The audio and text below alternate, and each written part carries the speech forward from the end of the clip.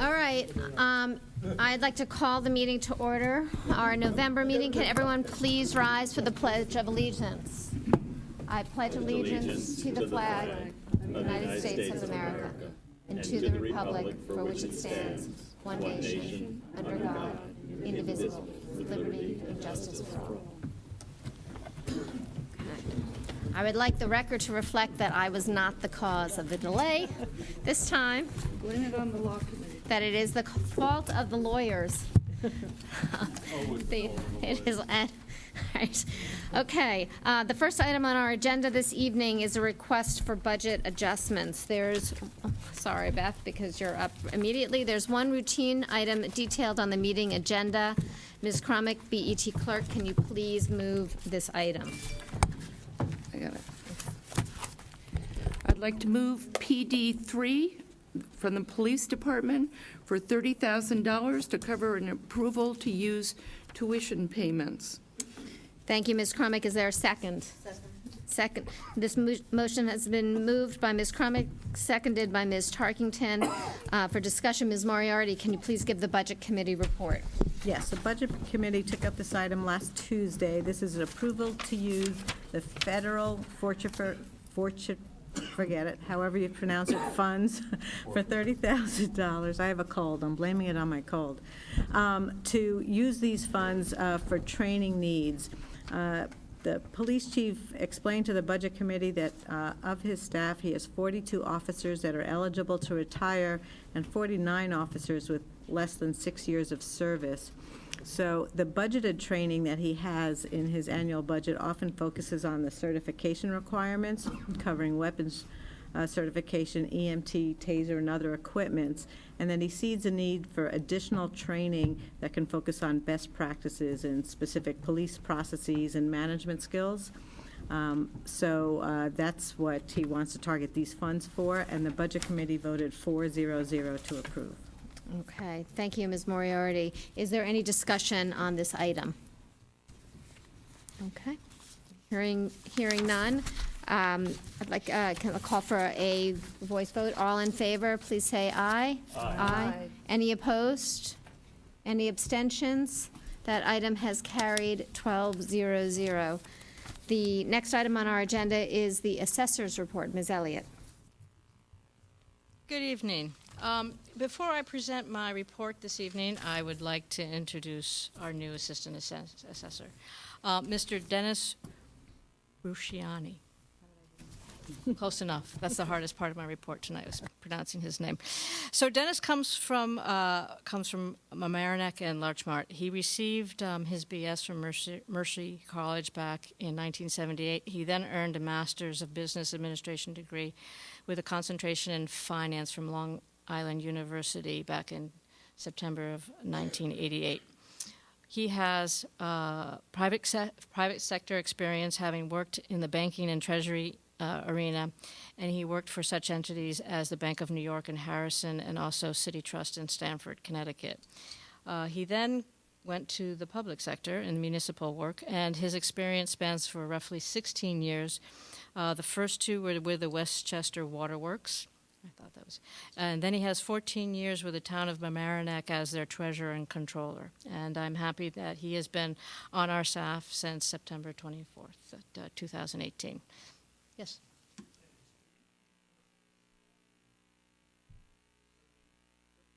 Do that from here? Sure. Is boy, are you? CC, IA, and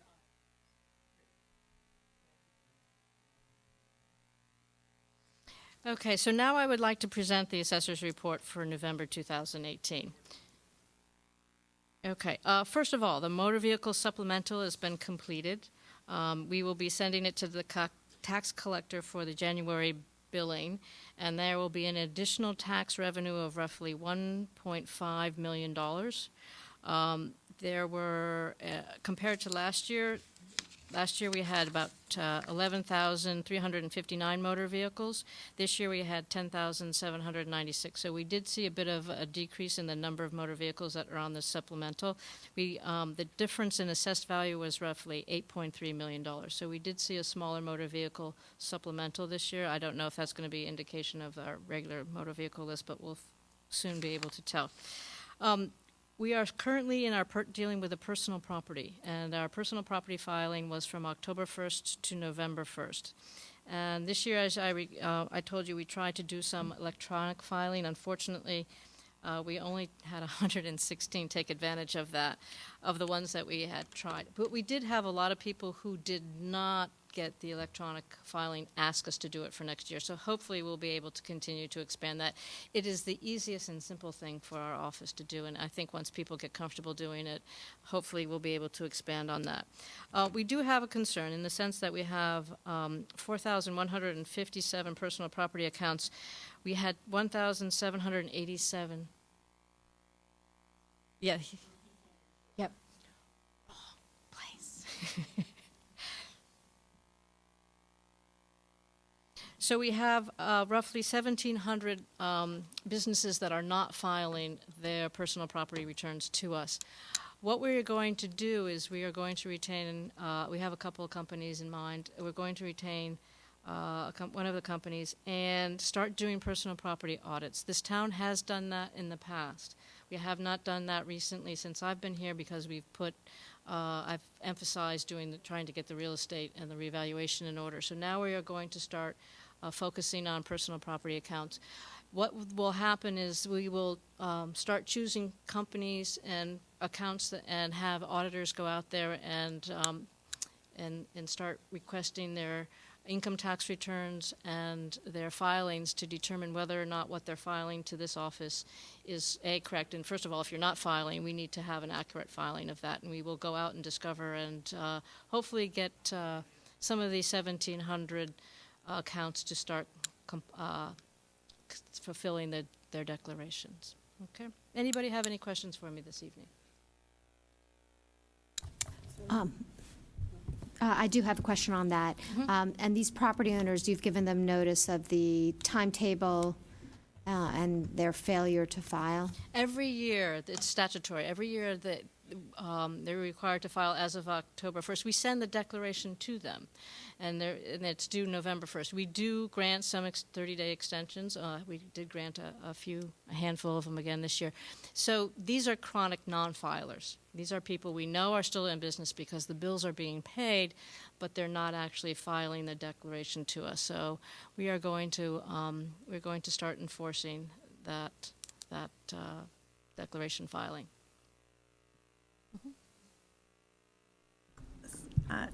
Explain to me, you said the bills are being paid, but they're not filing the declaration. Right. So our office estimates, to the best of our ability, what we seem to think their valuation of their personal property is. And that can be, we extract that from various other entities that are in the same kind of business, same kind of floor size, that kind of thing. And then we additionally add a 25% penalty to that as well. So even with our estimation and the penalty, they are still not filing. So it leads me to believe we might be a little underestimating some of their personal property. Or they just don't understand that certain items are considered taxable and certain items are not. For instance, inventory is not taxable. So I don't know. I honestly don't understand why some of these businesses are not filing unless they just, they just don't care, or the assessment that we've put on it is either fair or too low. I'm not sure. We'll find out. Have we put an effort in this area in previous years? We did it a while ago, back before I got here, I believe, and that was before the 2010 revaluation. I think I don't know.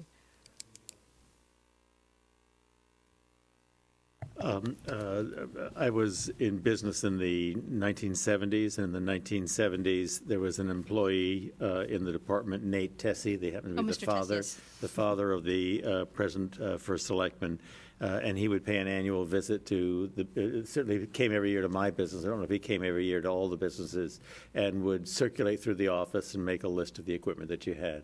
So it was an annual function once before. It wasn't maybe a little different than your audit function, but it was a field testing to check the accuracy. Maybe they had no confidence in my filing, but they came every year. Ms. Tarkington? I just wanted to, I know we don't normally talk about cases that, are in the court process, but Lauren was talking about a case that went to the court on Friday. Can you tell anything about that? Because it's very interesting in that it's multi-town. It's a little bit different than the kind of things that we, just as long as you're comfortable talking about it. Is this an open case? Is this, I can talk to. But there may be just an overview, because I think it's interesting of how things are happening in the environment. I don't think We're not talking about the details of the case, but just the overview. the chair is concerned about there being a question of whether or not there should be an executive session. I think it's not a case in litigation in which the town is a party. Is that correct? No, we are a party. Or maybe okay. Just in terms of, I'd rather not talk about an open case where the town is a party. If there's we can ask for an update in executive session if appropriate, but No, this would, I think it's better that it's more a sign of the times, and perhaps after you come to settlement, that would be better. I mean, I don't think this is anything that needs to go into executive session. It's more of showing how things are evolving in terms of what's taxable and what's not it's taxable. not the Adam Schiff litigation. So, If I'm all right, spelling that name thank correctly. you, thank you. so Okay, any further questions for Ms. Elliott? I've moved that we accept the assessor's report. Okay, so we have a motion by Ms. Tarkington. Seconded. Seconded by Mr. Raymer. Any further discussion? All in favor of accepting the assessor's report, please say aye. Aye. Any opposed? Any abstentions? 1200. Dennis, welcome. Thank you for being here this evening as well. Thank you, Lauren. Okay. The next item on our agenda is the Comptroller's report. Mr. Menarski. Good evening, Madam Chair, BEG members. There are a number of items that are going to be covered later on the agenda. So what I'll do now is, on the Comptroller's report, I'll just open it up to any questions. Okay. Mr. Mason. Good evening. On your page 4, it starts on the bottom of page 4 under internal audit. It goes to page 5, the top paragraph. I like that paragraph. We've had conversations about that in the years going by, and we seem to be looking like we're making steps towards that. I think that should be something we should have more follow-up on, and I'm sure we'll talk about it in February with any possible staffing requests. But it's interesting because I go back over the tax collector's office and conversations of the past, and it seems like we're taking some steps towards it now, and where we didn't go that route in the past, so it's kind of interesting. So just something to note that be a follow-up for part of the budget process. Okay. Any additional questions for Mr. Menarski? May I assume, Madam Chairman, that on the question of the custody agreement, I should ask any questions of the controller when we take that up later in the agenda? Yes, we're going to take that item up later in the agenda. I did have one question, if nobody else has any questions. On page 6, you referenced the Treasury Bill Investment Program. I wasn't sure what the status of that was, and if you could update us on the status. I don't have an update other than what's mentioned here, other than we're very, very close. Probably in next month's report, it'll be a done deal. Okay. So please convey that we hope to see it as a done deal in next month's report, and if it's not, I'm sure there'll be multiple questions as a result. Okay. All right, any further questions for Mr. Menarski? Hearing none, can I have a motion to accept the Comptroller's report? So moved. We have a motion by Ms. Tarkington, seconded by Mr. Turner. Yes. All in favor? Aye. Aye. Any opposed? Any abstentions? 1200. Okay. The next item on our agenda is the treasurer's report showing the investing portfolio activity for the month of October. Are there any questions on the treasurer's report? Hearing none, I note that the BET has received this report. There are no standing committee reports this evening. There is a report from our education liaisons. Ms. Moriarty, can you please provide an update? Yes. At the October BET meeting, this board approved a joint project with the Board of Education to review their capital processes and asked that the liaisons to the Board of Ed work on that project. Ms. Hess and I have had 2 meetings since the BET meeting in October.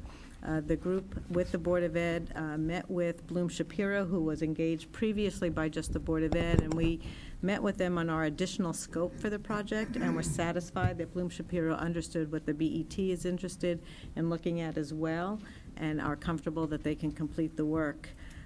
We then met with a second time for a planning meeting to get into the specifics of what interviews needed to take place with Board of Ed and town staff, and to look at the list of Board of Ed projects in the past 3 years to use to identify what some of the open issues are and the deficiencies in the processes.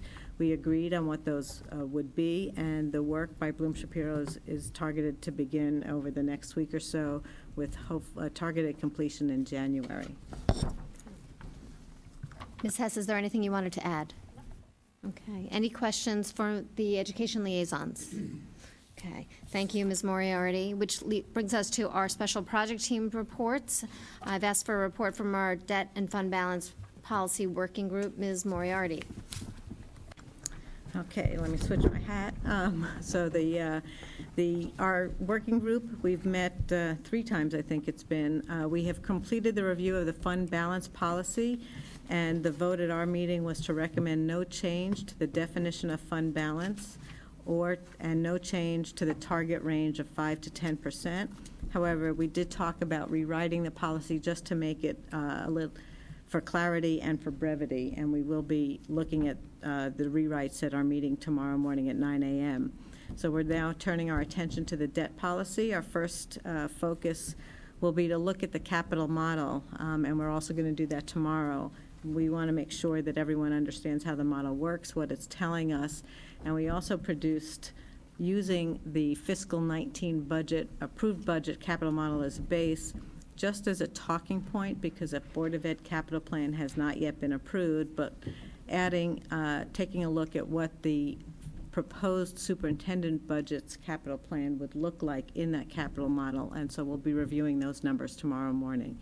Our goal is to try to complete our work prior to the December BET meeting. However, that is an aggressive target, and we will do our best. As I said, our next meeting is November 20th, tomorrow morning at 9 a.m. in the Mazza Room, and then we have 2 other scheduled meetings, December 6th and December 11th. Thanks. Thank you. I'd like to remind BET members that these committee meetings, these special project team meetings, are the appropriate place to make your comments known either through your colleagues or by attending the meetings as well. It is a perfect opportunity to suggest wording changes or other positions so that we don't end up taking up those kinds of comments the night that we vote on the documents themselves. So please make every effort to find out what's happening or attend the meetings. Are there any questions for Ms. Moriarty on the debt and fund balance policy working group meetings? Okay. Thank you. Which brings us to old business and the item that we have on the calendar. I'm going to introduce this item and then ask for a motion to put the proposed amendment forward. As detailed in the Comptroller's report and as discussed at last month's BET meeting, we have before us a proposal from the Retirement Board to contract with the Retirement Board's outside Chief Investment Advisor, Neuberger Berman, for the provision of custodian services to the retirement funds. The town currently contracts with State Street Bank for these services. The Retirement Board voted 3-2 in May of this year to pass this agreement to the BET for consideration. It has been reviewed by the BET Investment Advisory Committee and the BET Law Committee, and there will be reports from those 2 committees. There was also a BET workshop on this item on November 14th.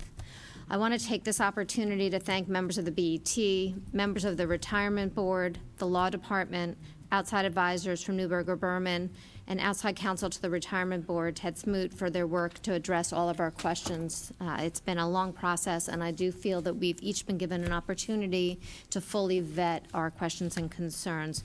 So can I now have a motion to put this agreement before us? Okay, the items have moved by Ms. Tarkington. Second, can I have a second? Seconded by Mr. Turner. Okay. So now we have the amendment before us, moved by Ms. Tarkington, seconded by Mr. Turner. Mr. Weisbrod, as Chair of the Investment Advisory Committee, can you please give the report of the committee? I think you gave the report for us, Ms. Oberlander. The Investment Advisory Committee has met on this matter over many meetings. We reviewed the issues at stake. We submitted it to a vote of the Investment Advisory Committee, where the vote was 4-0 in favor of the proposal. I know that there have been some last-minute alterations to the language, which perhaps the Law Committee can comment on, so that we have before us the up-to-date document that we would be voting on, at which point then I would be pleased to make a motion to approve the amendment. Thank you, Mr. Weisbrod. Ms. Crumick, can you give the report of the Law Committee? Well, the Law Committee met with the intent of voting on the final version of the amendment, which has gone through a number of different versions. Unfortunately, there was some confusion as to whether we had the final version and could see all of the changes that were made to that final version. So our Assistant Town Attorney, Mr. McLaughlin, has provided us now with a document that at the bottom says it's the 5th version of this document. It is a clean copy, not a black line copy. And I believe that what we're going to need to do, because we entered into a motion to continue our meeting because we did not have the final version, that we're going to have to defer to this board to make a decision subject to the Law Committee voting on it when we complete this meeting. I think we're going to have to go back into the Law Committee session unless someone wants to propose a different approach. Okay, I understand there was some confusion about the drafts of the documents, which we will get to, but I'd like to first invite the Chair of the Retirement Board to address us on this matter. Thank you for being here, Mr. Pellegrino. Thank you for having me. Let me just start by thanking everyone on the board who worked so hard at making this moment happen. This amendment essentially does 4 things. First, it will reduce expenses. Second, in my judgment, it reduces operating risk. Third, it improves manager selection. And fourth, I think it will improve operating efficiency. And that's really the 4 key reasons why the Retirement Board decided to go down this path. If I can now back up for a moment, I think the single most important charge of a trustee is the governance of the body that they're responsible for.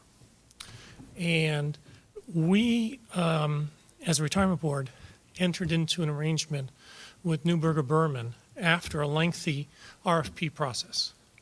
And we entered into that because we wanted to have a fiduciary be responsible for managing the assets. I think, as many of the members of this board know, we had a very lengthy discussion about it last year before we unanimously, the BET, agreed that this was the right way to have the assets of the retirement system managed. At that time, the complexity, as you can now appreciate, of having the custodian also move to Newberger and through Newberger to an independent third-party clearing agent / custodian. That is National Fidelity Services, a subsidiary of Fidelity. It is so complex that we didn't tackle it all at once. We needed to have time go by and digest and make it kind of work out. What I saw with Newberger was clearly, number one, that drove me to feeling that we had to make this change was the manager selection. The relationship that Newburgh entered into with Fidelity National is such that they have integrated their systems. And by doing so, when there's a separately managed account, that account can come on board within a matter of literally days, if not one, no more than 3. By not having that arrangement, there are some managers, not all, but some managers that Newburgh may select that we would be encumbered to have to go in ahead and have a separate legal document with, a separate partnership arrangement with. And I'm talking about a publicly traded funds now. I'm not talking about the private place. That's just too cumbersome. We just can't do that. The reason why this is important, and certainly from my point of view as an investor, is 2 of the separate managed accounts that we have now are actually 2 of the best investments that we have. And both of them are through the form of a trust that fortunately was offered by those managers. Other managers don't offer that, and that's why this arrangement, in my mind, is paramount to trying to maximize the best performance we can. So that's why, in my opinion, I put down manager selection as number 1 for wanting to do this. Operating efficiency, and in fact, I believe Ms. Turner can probably address this even better than I can. Operating efficiency is just the integration of systems and having technology talk to each other, I think is just a huge plus. When I look at how markets are moving today, I know that when I wake up tomorrow morning, I have an integrated system. I know where my positions are. I can't imagine what's happening with those managers if they're not getting that kind of reporting package. The operating risk to me is more one of, well, if there's a disconnect between our current custodian and Newburgh for any reason, what could possibly happen there? Nothing usually does, so that's not something that I'm going to highlight a lot. But expenses are a reality. I think we pay something like $150,000 a year currently to State Street. That does not include the cost of swapping in and out of separately managed accounts. So with this arrangement with Newburgh, it's already included in their fee. So essentially, we will no longer be paying this out of the retirement system, so it's a savings. So I think to summarize, I feel, my fellow colleague, Mike Wassick, that this is a really smart thing. It completes the integration of having the assets of the system managed by a professional manager. And I put it before you and seek your approval of it tonight so that we can move forward and put this behind us. Thank you, Mr. Pellegrino. Sure. Before I ask Mr. McLaughlin to address it, does anyone have any questions for Mr. Pellegrino? At least for right now. That's a good start. It's a good start. Okay, Mr. McLaughlin, can you please come explain which document we're considering? Good evening, Gene McLaughlin, Assistant Town Attorney. We had a meeting of the Law Committee just about maybe 15, 20 minutes ago. And in the 5 minutes that we had, there seemed to be some confusion about the actual version. The version that was the final version, you should have, and it should have at the bottom a particular number that says version 5. In the meantime, we printed out, I think we had 3 copies before the Law Committee Chairman left, and we have another 9, so I can pass them all out if you'd like. Yeah. If you, here, why don't you give it to me and I'll just. And are there any differences between this version 5 and the version 5 that was distributed by your email and Elaine earlier? There was one change which I'll go into. Okay. There's more that you can pass down if there's not enough.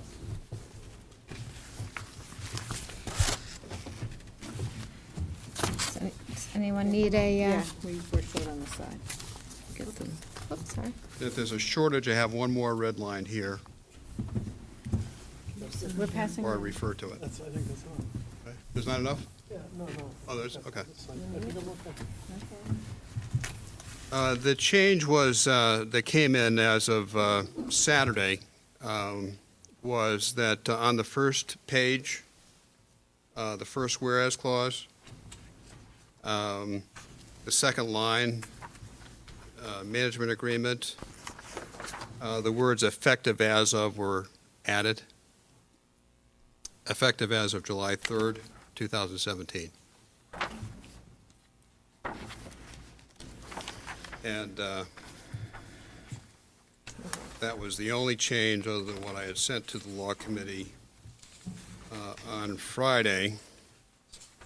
I was working from court in New Britain and also from an expert's office, out of the office in Fairfield. I can tell you what those changes were if you are interested. They dealt with changes that Mr. Raymer put forward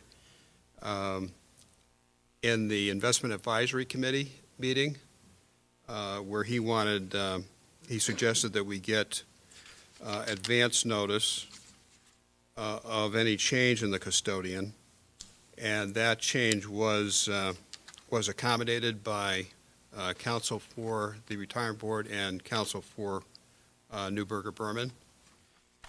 Also, Mr. Raymer suggested that in paragraph 13 that there be a procedure for the change of the custodian, that it be done in accordance with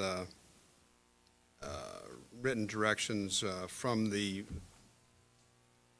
new manager, from the new custodian to the manager if there was a transition, if the Retirement Board and the Board of Investment Taxation wanted to go to a new custodian. So that change was accommodated. I think that was satisfactory to everyone. And the last one, as I mentioned, was the as of July 3rd.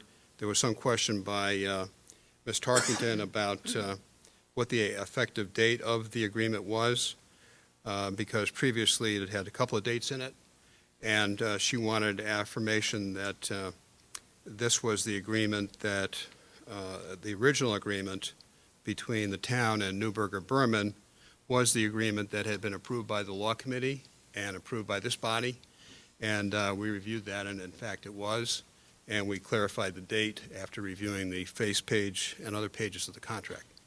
So that's where we're at the moment. Just to reiterate, the version 5 that you should have is the final version that has our approval, has the approval of the attorney for the Retirement Board, Ted Smoot, and it also has the approval of Jeff Warnock, who is the attorney for Neuberger Berman. And so that's where we're at. Is there any questions? Yes. Mr. McLaughlin, is it correct to say that Mr. Smoot made changes to a paragraph 13, which got broken up into several subparagraphs? And that is now reflected in version 5? Well, I think there's a little confusion that there. If you look at page 11 of your agreement,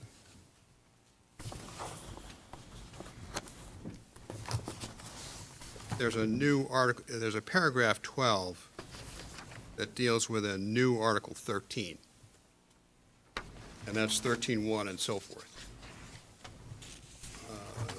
There's another paragraph 13 which would go at the end of the original agreement, and that's the paragraph in paragraph B that deals with the procedures in the event that there is a change in the custodian. That's determined by the... Actually, 13A. So that's probably where the confusion is. There's two 13s.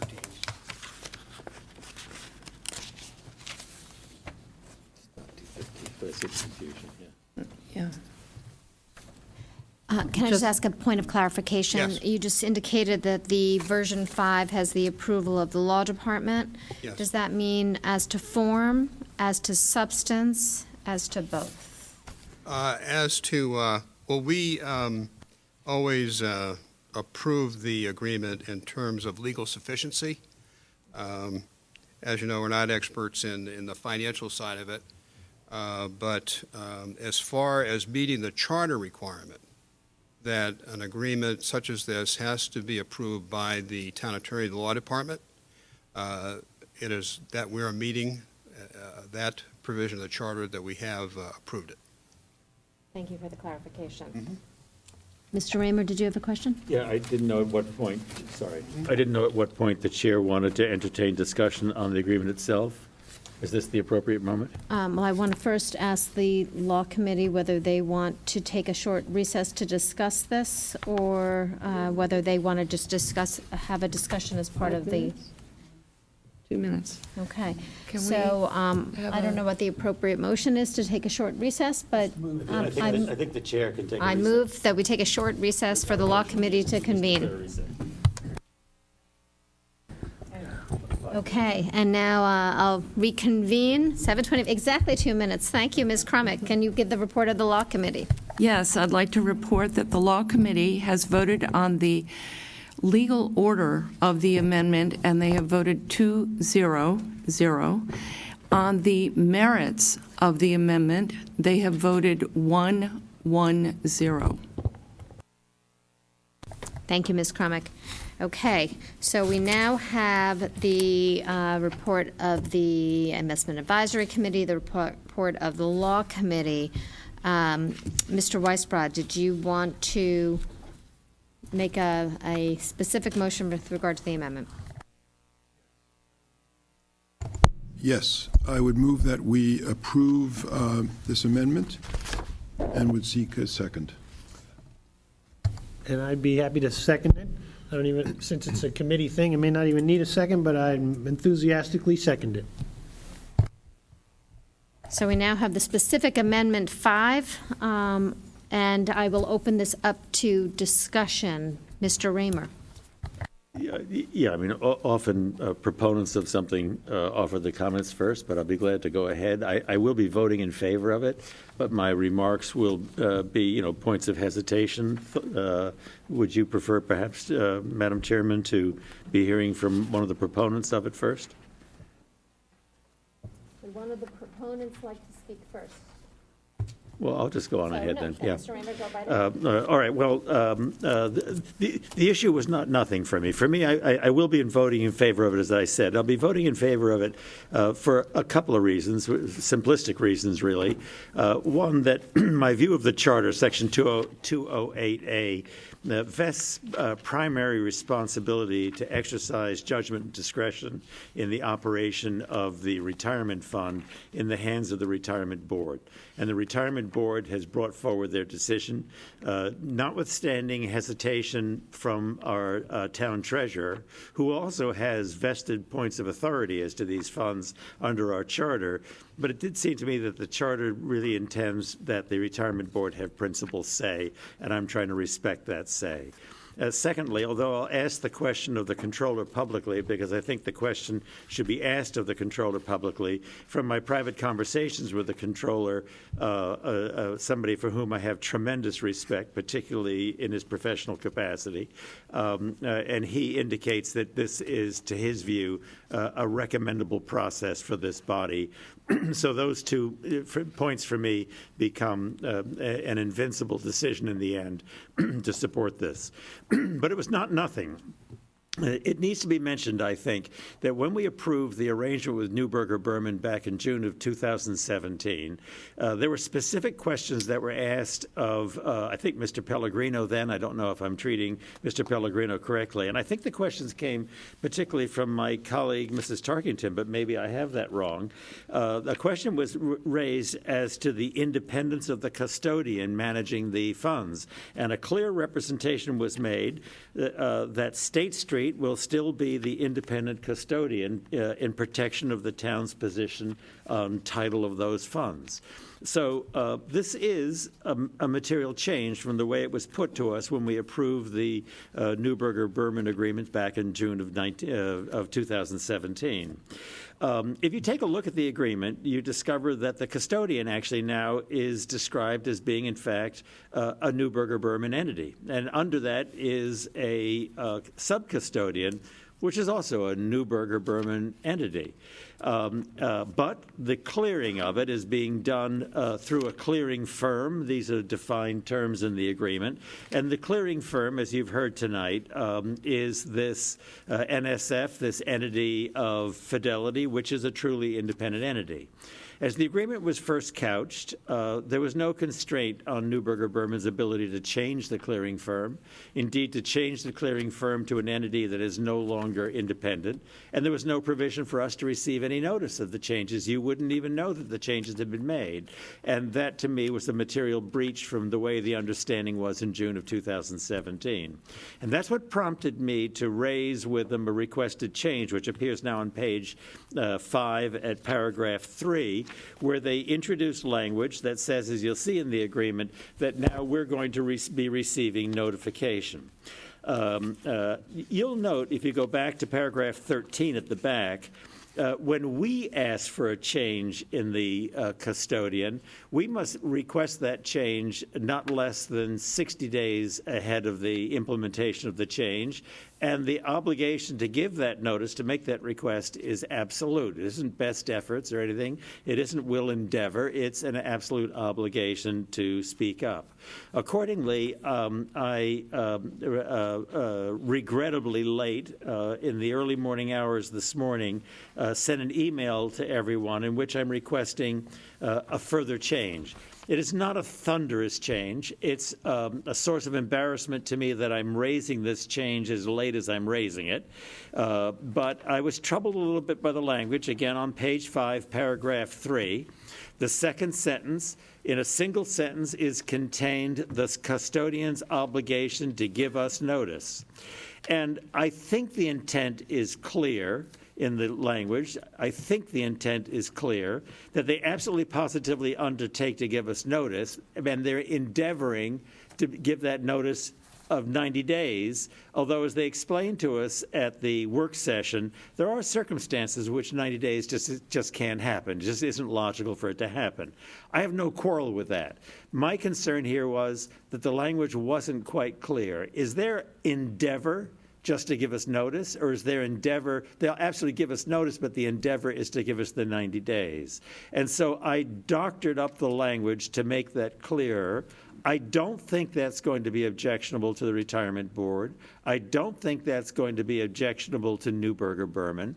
And the language will make it clear that the custodian, and I'm reading the language now, custodian shall provide notice to the retirement system prior to any change in sub-custodian, including clearing firm.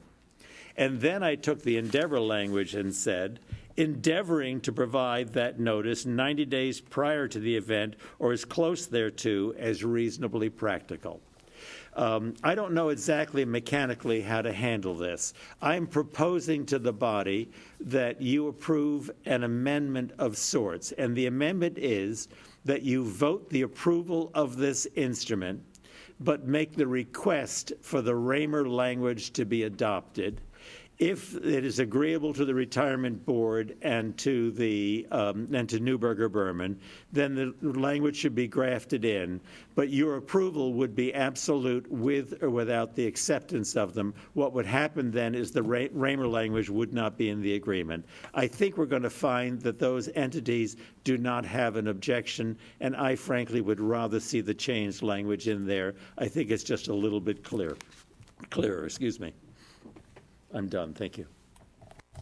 Okay, I just want to see if I understand what you're asking for. You are asking for an amendment to the item before us to add language clarifying that Neuberger Berman shall provide notice prior to any change of the subcustodian and shall endeavor to provide that notice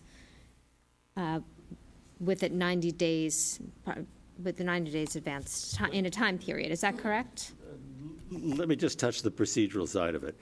The motion before you right now, not my motion, but the motion that has already been made and seconded before you, is to approve amendment number 1. The amendment I'm proposing is that you do exactly that, but request that Neuberger Berman and the Retirement Board accept the language that I've proposed, but that your approval of the agreement would be in place without that acceptance. I'm trying to get to the point that you leave here today having done your work. Nothing else is required from the BET to have an approved amendment number 1, but to open the door for the changed language to be adopted. Is there a second to Mr. Raymer's motion? No. What a pity. Okay.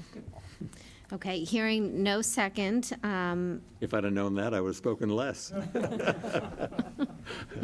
that we still have document number 5 before us. I think the chair of the retirement board has heard your concerns. Would you like to address? I want to give the members who may not have been at the workshop some comfort.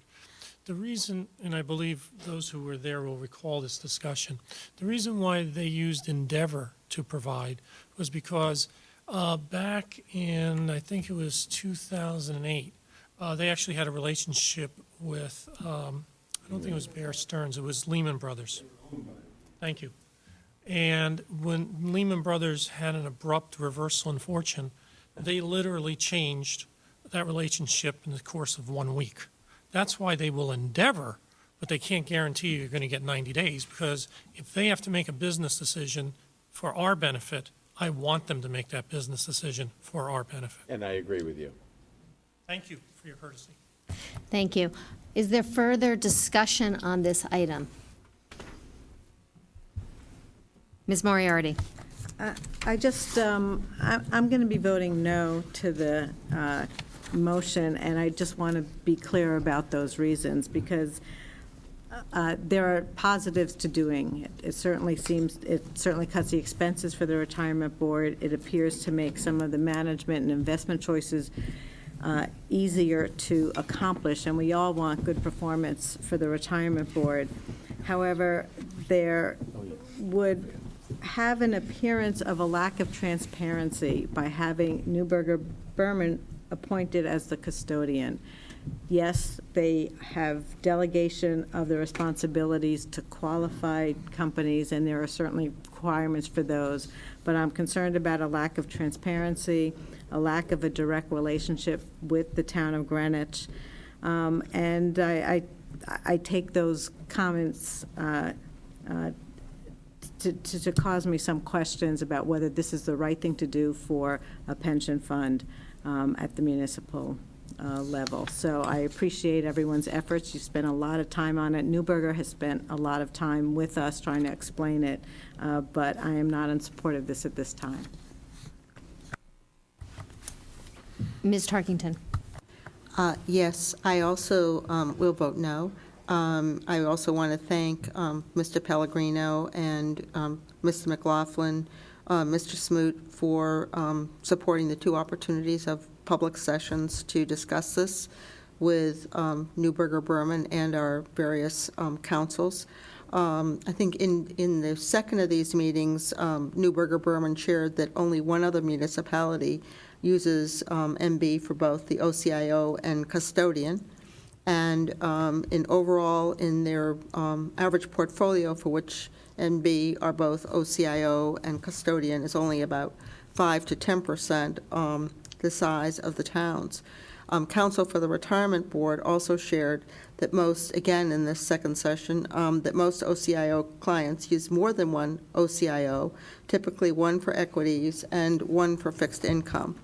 And I also just did some outside research and discussed the practice of self-custodian with a board member of a large group of investment companies advised by another leading advisor with total assets under management of over $500 billion. And each of their funds and their outside clients also has at least a single outside custodian. That same board member also commented that with a portfolio of approximately $500 million, that the town might consider more than one OCIO. And that was another thing that the Council for the Retirement Board said, that, you know, why there aren't more sort of self-custodians and OCIO advised funds is because many OCIO advised funds actually separate between the OCIO for equity and the OCIO for fixed income funds. So this, probably moving to this format would sort of remove or make it more difficult for the town to move ahead in this direction. I have some other points, but I think these are some of the highlights. Thank you. Thank you. Mr. Turner? Thank you, Madam Chairman.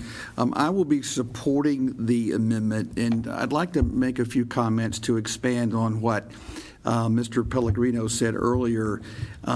First of all, I think to not make the move to the Neuberger designated custodian leaves us in a greater risk than would be the case should we move over. And I say that for a couple of reasons. One, we all know that asset allocation is the number one thing that drives portfolio performance. And secondly, if you can make that allocation global, particularly over the long term, if you have a long-term investment objective, and obviously we do here with our retirement fund, then it's highly likely that over the long term, your return on the portfolio will be greater. Making this move to Neuberger Berman's designated custodian will give us that opportunity. It'll give us opportunity to investment managers around the world that we can access not in real time, but very, very close to that, so that if there is an emerging investment strategy that our OCIO deems that we should be invested in, they can move quickly and capture that opportunity. Along with that comes a much higher level of transparency into the portfolio, specifically as I understand the technological connections that Neuberger and Fidelity, ultimately Fidelity, have in place, will give the professional managers greater insight on portfolio positions, whether they roll their trading book on a follow-the-sun basis or not. It allows for greater timely, accurate, and completeness of the data. I think we also have to look at two other items. One is are there additional belt and suspenders here when it comes from a risk standpoint? And we talked about these significantly in the Investment Advisory Committee meeting.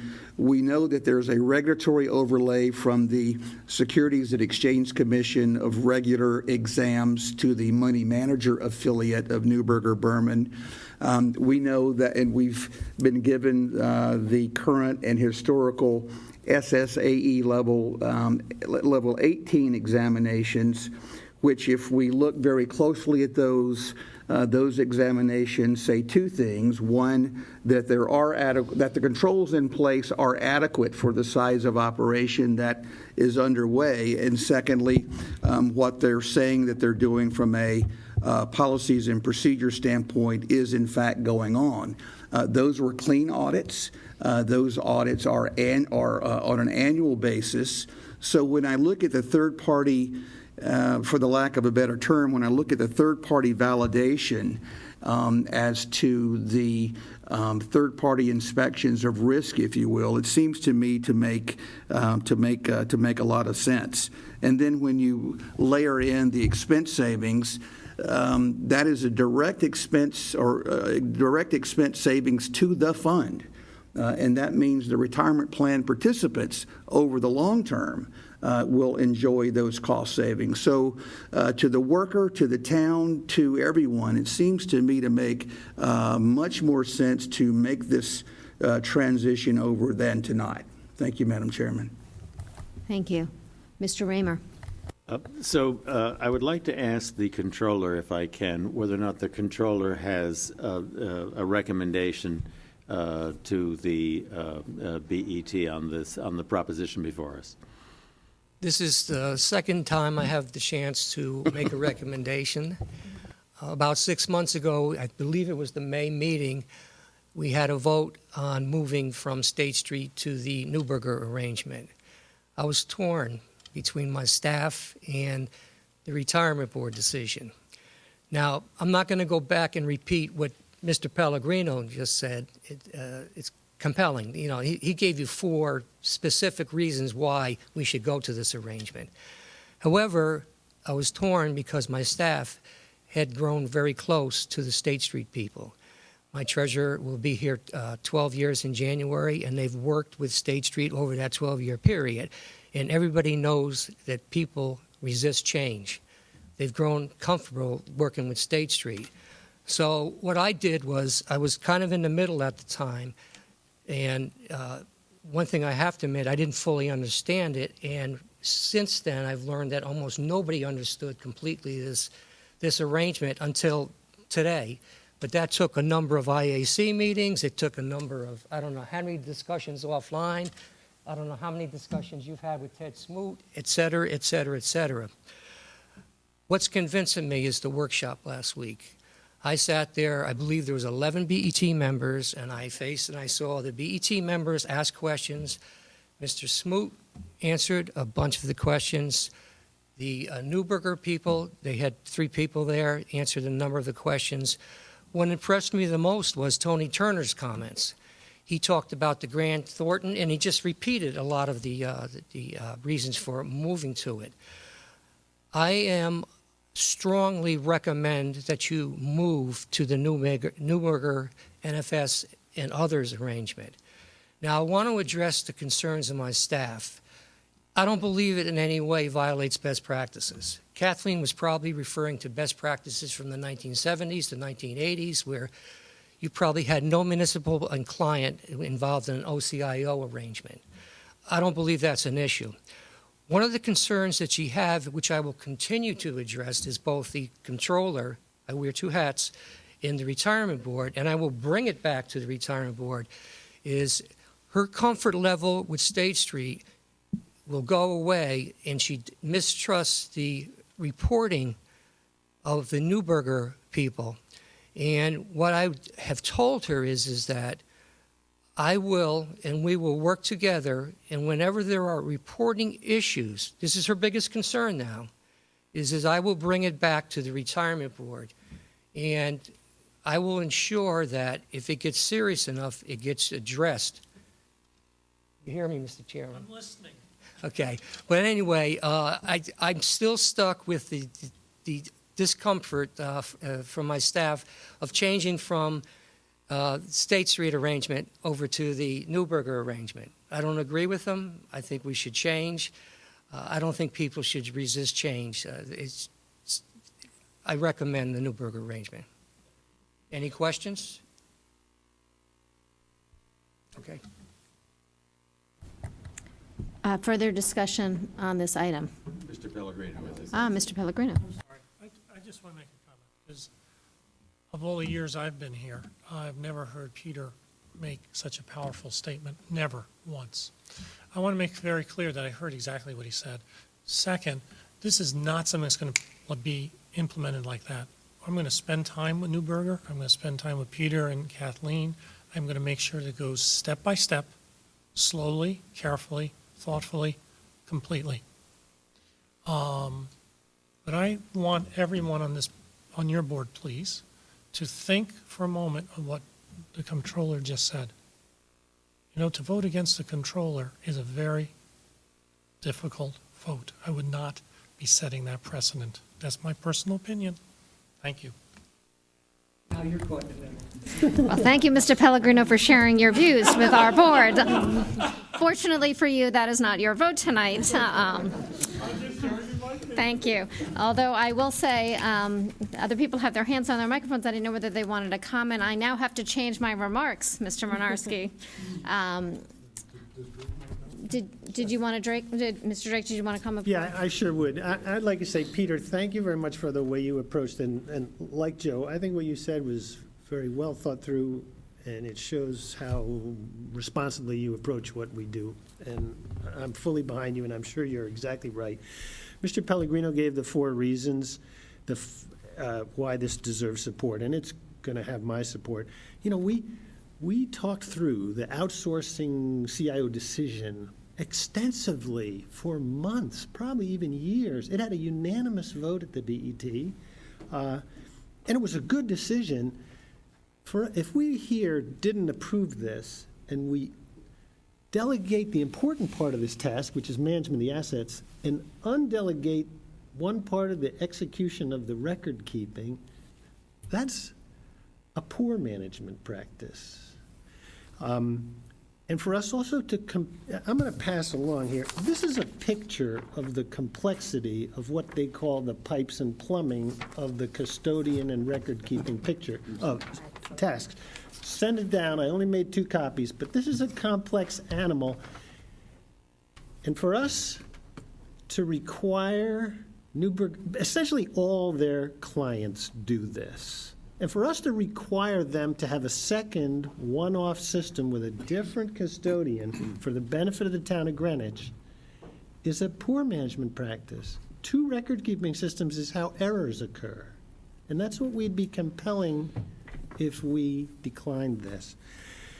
You know, you designated an investment advisory committee with people with knowledge in this area. It was a unanimous vote. I think Mr. Turner is probably the most knowledgeable of us on these matters. His activity is on that table, and his important support and strong support is important to me. So I know you're thinking about what's risky for the town. I think your investment advisory committee and your retirement board chairman and your controller are telling you what's risky for the town is to decline this. So I'll be supporting, and I think it deserves all your support.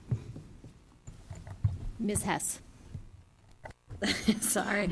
Thank you. I appreciate everyone's time, and I found the workshop last week to be very helpful. And I will say that I am going to support it. The only thing I would say is, given that there's been some concerns raised, I would just ask at least, that maybe in a year's time, after it's been transitioned, we talk about, some of the things that have come up, and maybe give a report back about how it's going. I just think it might be helpful, just as a diligence matter. I mean, for the board, for both boards, it would just be helpful to hear kind of how it goes. Thank you. Mr. Weisbrod. So I'd like to just say a couple of things. First of all, as the chair of the Investment Advisory Committee, I think this is a real laboratory, and as a new member of the BET, of how most of the things can be done in this town in terms of bipartisan. There's no partisan aspect to this, and the really excellent contribution of everybody from the thoughtfulness from everybody on the Investment Advisory Committee really, really deserves merit. And I wanted to just say that, number one. Number two, I also would like to express my gratitude to Mr. Minarski, who came along step by step as he thoughtfully considered the issues. It's no small step when the treasurer takes the position that she did in this case, and I think it required a great deal of effort from everybody to really think through exactly what's entailed and how it all worked, and to go through the mechanics and the linkages and so forth. And that's a big effort that everybody made, and I think Mr. Minarski's words just now, I think, really should sway a lot of us as we think this through. So I wanted to give him that acknowledgement. And then third thing I wanted to say is, although I wasn't on the BET, and Mr. Drake referred to this, the decision to appoint an independent investment advisor was a really, really courageous decision, if you want to, politically at least, when that was made a couple of years ago. And so that's the decision that really gives tremendous authority to Neuberger in terms of what assets to acquire, in terms of money that they move, in terms of the authority that we grant them. And so we really should keep an eye on that. And as we go forward, one of the things, and I have no qualms with the service of Neuberger, and of course it's the role of the retirement board to assess that, we should consider, like any vendor of this magnitude, alternatives, a year or 2 or 3 down the road. Who else is out there doing this kind of service? And by the way, what are their custodial arrangements like, and how does that all work? And so I think we should give thought to that, because that's the linchpin of the whole thing. So that was what I wanted to say. Further discussion. Which leads me to my prepared remarks, which are slightly outdated. Thank you, Mr. Minarski. I found this to be a very difficult case. I do appreciate all of the time that was put in. On the one hand, it's very difficult to quantify a risk which may arise from the transfer of custodian services to Newburgh Berman under the terms of the proposed agreement. In my view, the one identifiable risk is the inconvenience of having to identify a substitute custodian if the town terminates its relationship with Newburgh. On the other hand, the Retirement Board Chair, Mr. Pellegrino, identified his reasons for going forward with this transaction, and now we've heard from Mr. Minarski his strong support for it. My thinking prior to Mr. Minarski's announcement was the decision to outsource could potentially impact public funds invested for public employee pensions, and this, in my opinion, necessitates a more limited risk exposure, a more conservative approach. And there were two critical components in evaluating this for me. The first is that this is not a common approach for municipal funds, and that Greenwich would be ahead of the curve should we move in this direction. The second is the strong opposition of the town treasurer to the proposed transaction, as we're all aware. The countervailing now force is the support for it by the town controller. The treasurer's opposition is founded on a strong belief that separation of functions remains best practices, and that the benefit of reduced cost and the ability to enter into agreements for select accounts without town review does not outweigh the risk from consolidating services. And I generally agree with her in the balancing the arguments when dealing with public employee pensions. I found her position to be more conservative and as a result persuasive. And I will weigh, as we go through the vote, Mr. Minarski's countervailing position. Regardless of the outcome, I think, Mr. Pellegrino, sounds like you have the votes for this, but I urge you and the members of your board as fiduciaries of these pension funds to, with our approval, you can go forward and take a vote on the actual agreement, but to remember you are the fiduciaries of these funds. We have been given expert advice and can rely on that expert advice that there's limited risk, but please remember that these are our employees and these are their retirement funds. So if there are no further, Mr. Mason. So I was voting for this when I came in. I'm still voting for this. This has been 12 years since we got rid of one manager to go to another manager, going back to that BET. Then the funds were going to be managed in-house.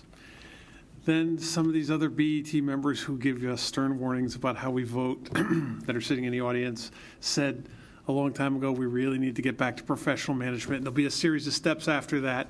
And as I listen to this and I hear comments about, well, I wasn't on the BET when this started, and I appreciate those. But I was on the BET when those started, and I will tell you this has been 12 or 15 years. It's been very serious for the last 5 that we started on this.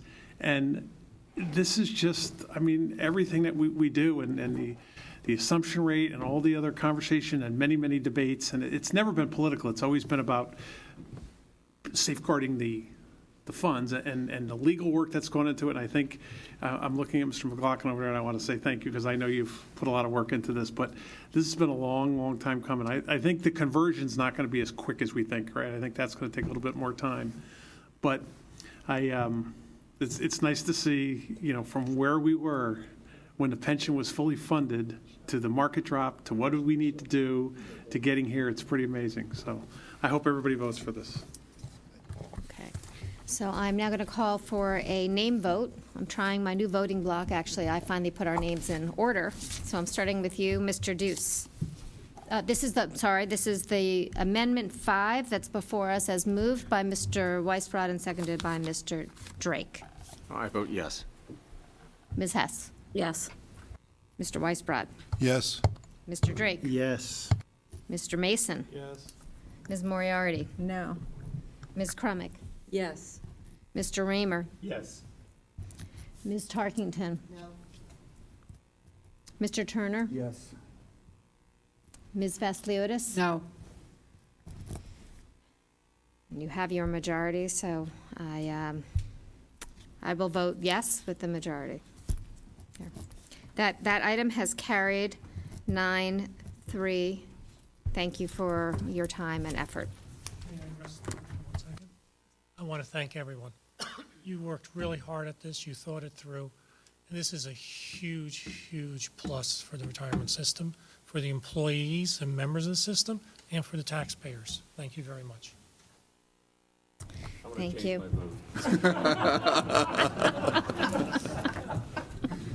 Okay, which brings us to new business for which there is none. The chair's report, I just have a few quick things. You heard earlier the debt and fund balance working group meetings. Please attend them. I'd also like to alert you to a couple of other meetings that you should put on your radar. The December Audit Committee on December 13th will be receiving a presentation of the CAFR and audits, which will be voted on at the December BET meeting the following week. I would encourage each of you to try to make it to the Audit Committee meeting. They are important documents, and you will have the opportunity to have an initial first read, let's just say, before we vote on them in December.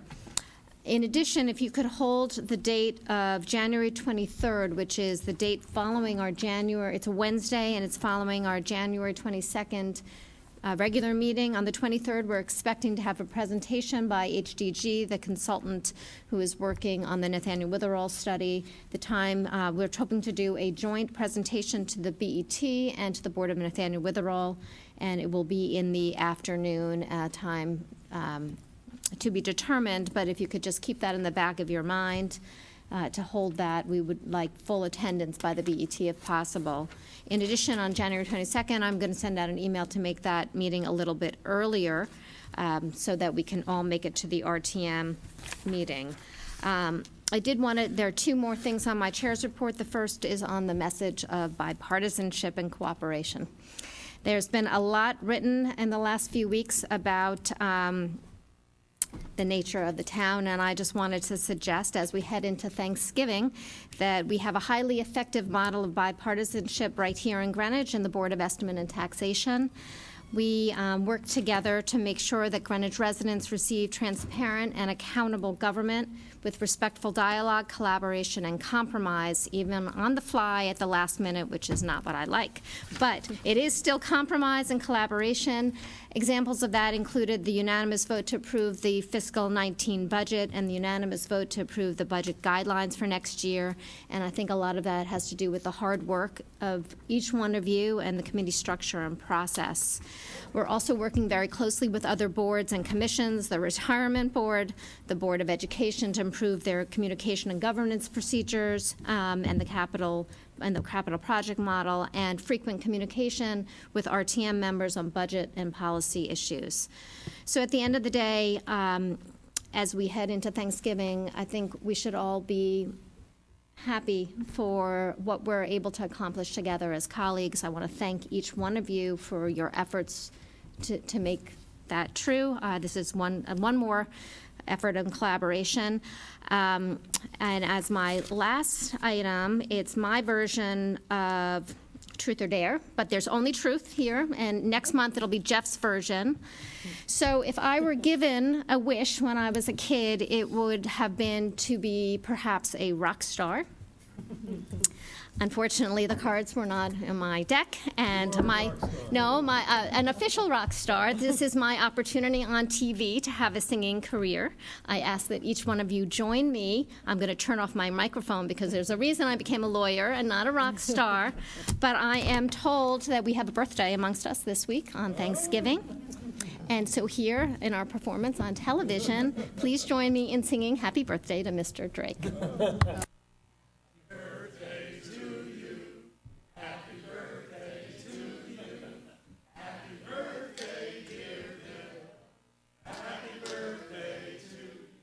Are you one? Are you two? Thank you very much, everybody. Thank you very much, Jill. I think in honor of my birthday on Thursday, you should all eat turkey.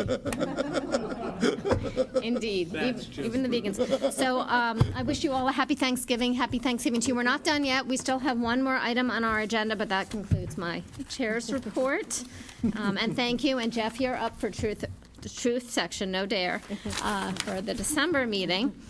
The last item on our agenda is draft minutes from the October 19th special meeting of the BET.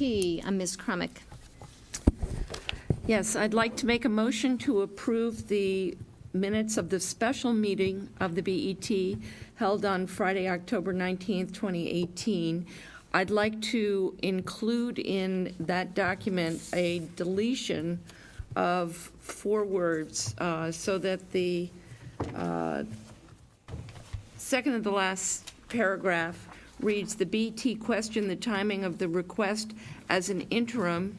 It did read interim rather than emergency application, and that be changed to just a request as an interim, and queried whether the project was to address safety concerns raised by the inspector or to improve aesthetics."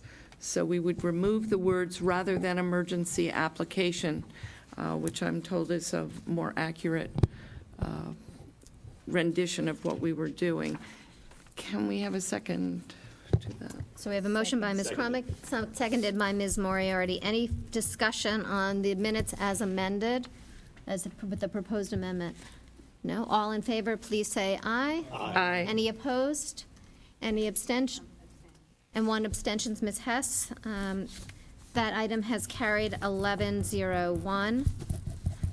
Okay, which brings us to the end of our agenda. Mr. Deuce. I move that we adjourn. We have a moved, second, and I, 8:04. Thank you very much.